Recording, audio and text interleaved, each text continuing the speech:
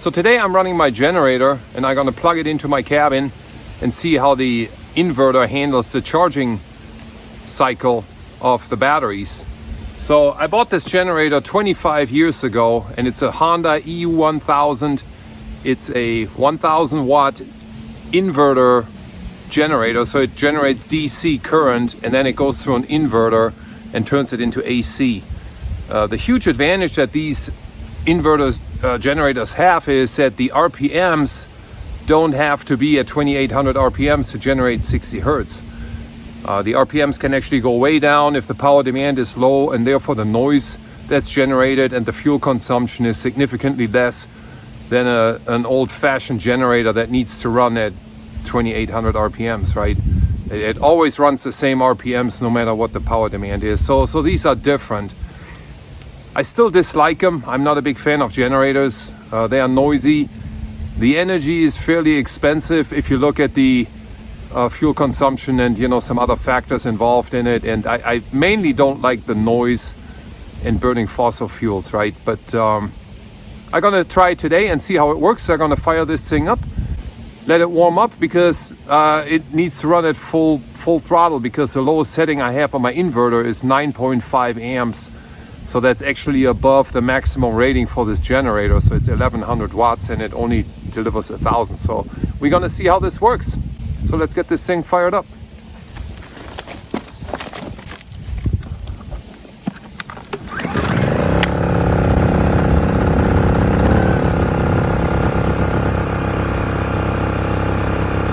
Yeah, nice and quiet. So let's walk it over to the cabin and hook it up.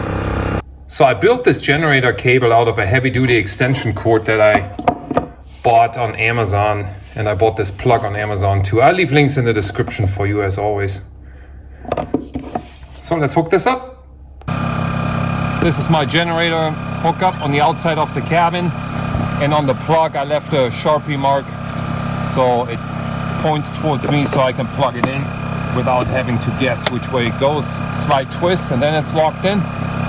So the generator is warmed up and I'm going to turn the economy throttle off so that it runs at full RPMs, because it'll need to provide 1000 plus watts, because this inverter charges at 35 amps and this is a 48 volt system, right? So it's going to be noisy here. Let's see how this goes.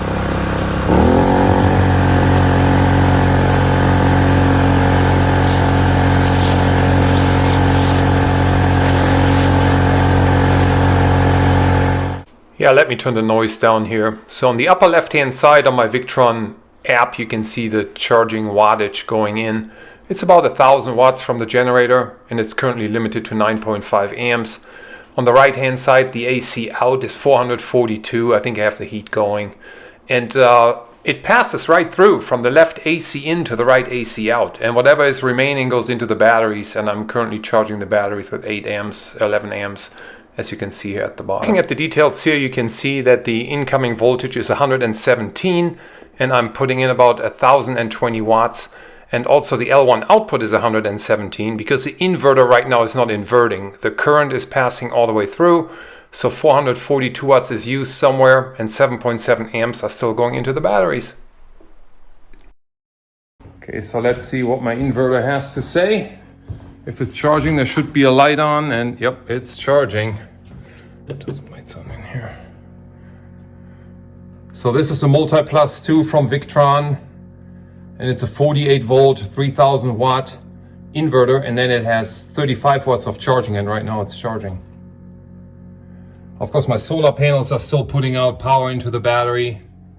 I actually have the electric heat on right now. And my server rack battery is sitting there pretty happy. So it's getting charged.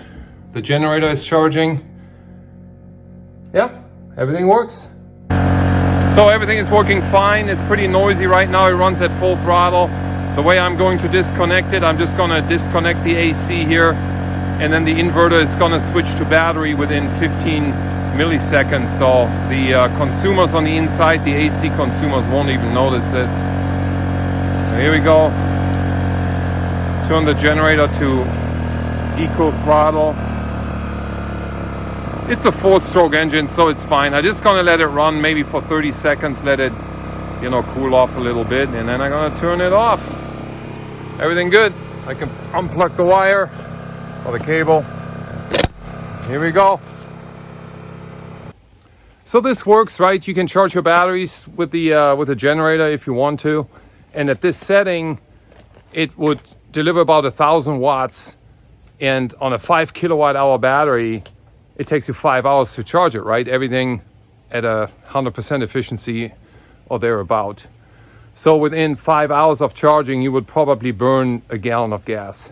So it's possible, it's feasible. I just prefer solar over generator power, but proven that you can hook up a generator, charge your battery, and run your stuff. So you just have to put up with the noise. That's all I have for you today, and I'll see you guys on the next one.